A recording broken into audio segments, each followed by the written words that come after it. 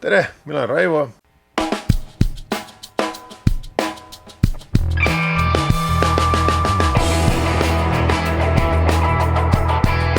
Ja mulle meeldib autosid ehitada. See on nüüd esimene Mersu projekt. Eelmine kord saime selle siis konteineris kätte, mis tuli Jaapanist. Vaatasime kiire pilguga üle, mis ta ennast kujutab. Ja nüüd hakkame juba siis detailsemalt laskuma probleemidesse ja neid järjest korda tegema. Tahaks juba sõita.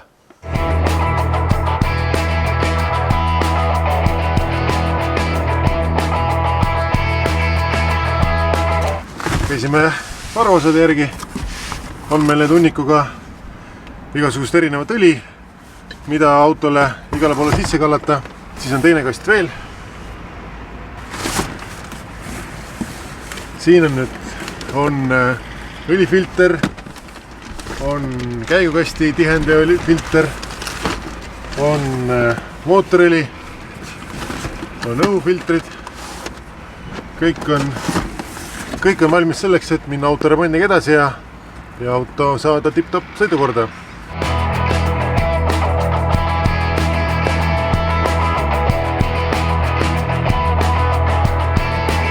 Ma olen päris tükk aega mõelnud, et mis järjekorras siis peaks remondiga edasi minema. Eelmine kord saime teada, et selle vedrustuse hüdraulikasüsteemis õli praktiliselt sees ei ole. Kuigi seisva mootoriga peaks seal olema ikka päris palju õli ja töötama mootoriga natukene vähem. Võiks võtta õli kallata peale, vaadata mis juhtub, aga ma arvan, et see ei ole hea mõte, sest et ka veakoodide järgi tegelikult öeldakse meile, et surve süsteemis väga ei ole. Kontrolli pumpa, kontrolli klappe. Et teeme ikka õiges järjekorras. Võtame klapid ära, kontrollime üle, võtame pumba lahti, kontrollime üle. Kui on vaja midagi ära vahetada, vahetame ära. Ja paneme kokku tagasi, paneme uue õli sisse ja siis vaatame, mis juhtub. Aga enne kui me nüüd pihta hakkame, siis tegelikult klapid on rattakoobastes. Peaks ratta alt ära võtma, aga selleks peaks auto natuke kõrgemale tõstma. Kuna mul päris garaažist on hetkel ainult veel vundament ja oleme ajutiselt siin telgis, siis tuleb panna korra auto käima, auto ratastele väiksed klotsid, sõita klotside peale, et ma saaks oma krokodil-tungrauaga sinna alla ja tõstame auto pukkide peale. Siis on lihtsam remontida, et nüüd võtame kõigepealt selle ette. See muidugi eeldab seda, et autosse tuleb natuke kütust juurde kallata, sest kütust praktiliselt ei ole.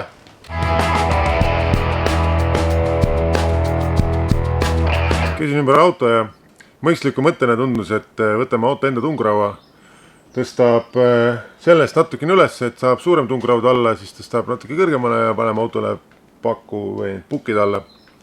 Aga tungraua järgi minnes see leidus järgmine probleem.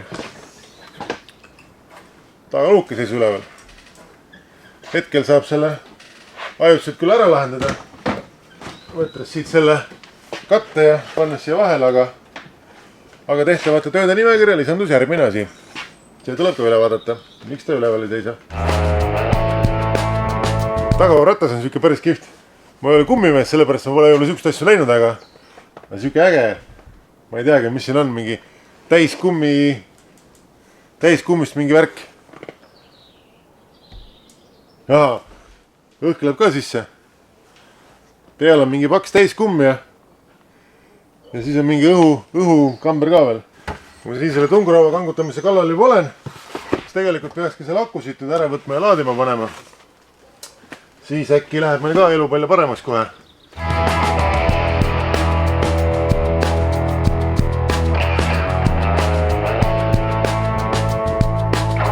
Paneme jutus külge ja laeme aku ära.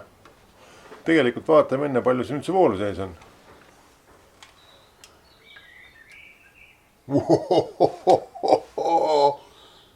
See on isegi seal multimeetril rohkem voolu kui siin akus praegu. Aga mis seal ikka? Me ju tõesti ei tea, kaua ta on niimoodi seisnud ja eks Mersul on seal ikka tarbijad andurid kogu järgi ka ja ilmselt temast tühjaks, aga paneme ta nüüd päevaks laadima. Vaatame, mis olukorras aku on, kas siit tuleb mingit elulooma või viime selle taas käitlusse ja paneme uue aku peale. Aga jah, 3,5 volti ma oleks küll oodanud, ma pigem oleks pakkunud kuhugi kui 8-9 peale. Paneme juhtme seina ja 12 volti auto läheb.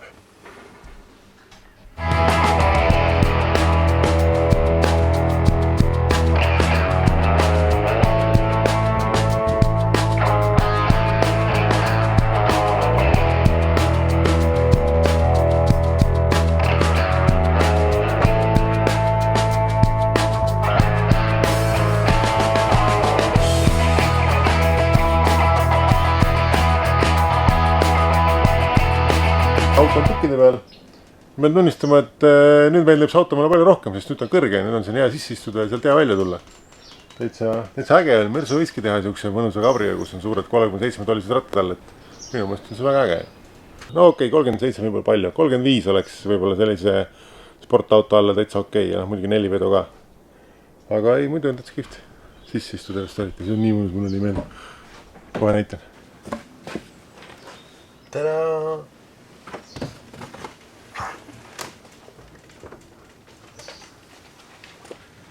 Peamine, tuled autost välja, paned jala maha ja tõused püsti, ei ole vaja ronida. Nii äge. Nali naljaks, aga nüüd hakkame tööle.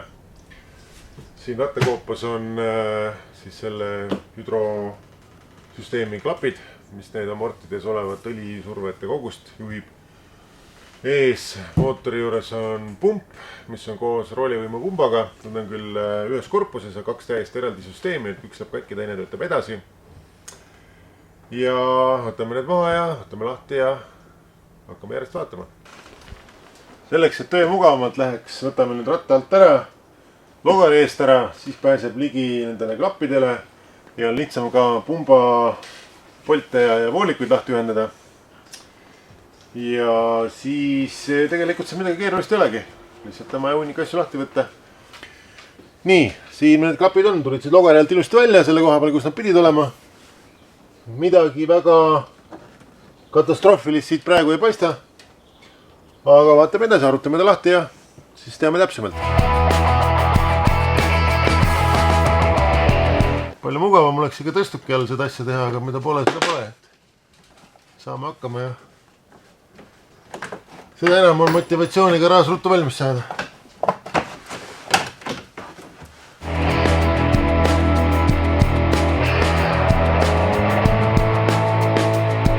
Pole remondiga veel praktiliselt alustadagi jõudnud, aga tegelikult on juba näha, et see, mis ma tegema hakkasin, on väga õige mõte, et natukene õli, mis siit on voolikute lahti ühendamisel välja tulnud, sellest on juba näha, et see õlivärv on suht määrdunud ja ka igasuguseid väikseid tükikesi tuleb siit seest välja, et igati õigel teel olen. Juhtus see, mis pidi varem hiljem juhtuma. Mul on vale võti, mul on vaja mutrivõtit number 13.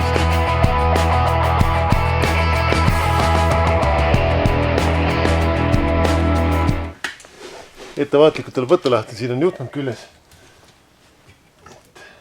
Midagi katki. Tasub muidugi meelde jätta ja vaadata, kus mingi juhe läheb ka. Loomulikult ka voolik, et pärast õiget pidi neid kokku tagasi panna. Aga üldiselt siin väga eksimisvõimalusi ei ole, et kõik on nii parajalt tehtud, et ta läheb just õige koha peale. No ei saa tagumist. Tuli lahti.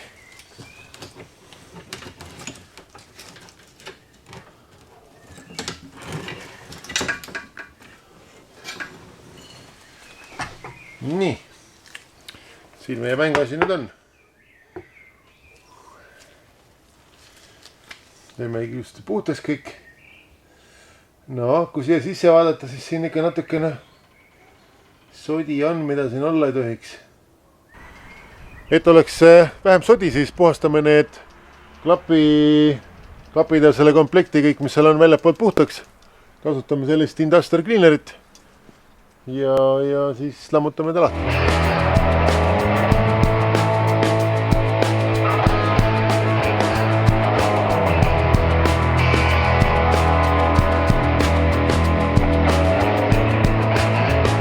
Esimene tükk on nüüd selle ploki küljest ära võetud. See on siis see mis ta nüüd on siis, ma ei teagi, surrepaak või see, mis hoiab siis amordilöögile seda vastusurvet. Ja kui siia kruvikas sisse panna ja see sisse kukub, siis on see läbi omadega, siis on see gaas siit seest välja läinud. Proovime. Ei lähe kruvikas sisse. Kruvikas jääb ilusti siia ülesse. Järelikult siin on gaas ilusti sees, mis hoiab siis seda vastusurvet vedrustussüsteemis. Nii et see vidin on meil töökorras, mis on väga hea.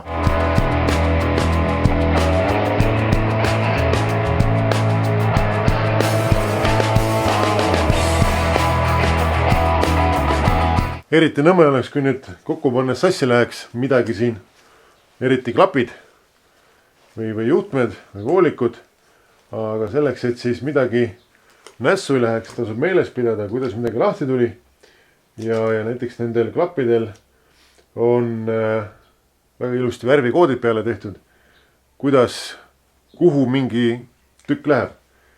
Nii et need tasub nüüd järgi vaadata, meeles pidada või üles kirjutada, kuidas kellegil.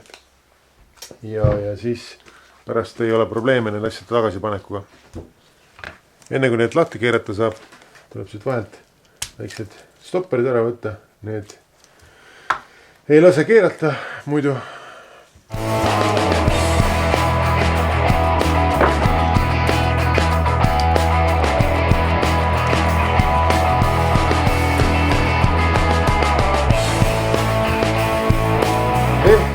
Tundub, et me leidsime oma vea põhjus ülesse.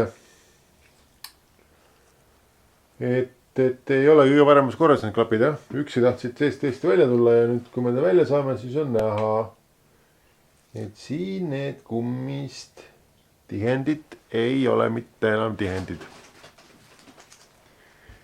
Ehk siis nüüd tuleb tellida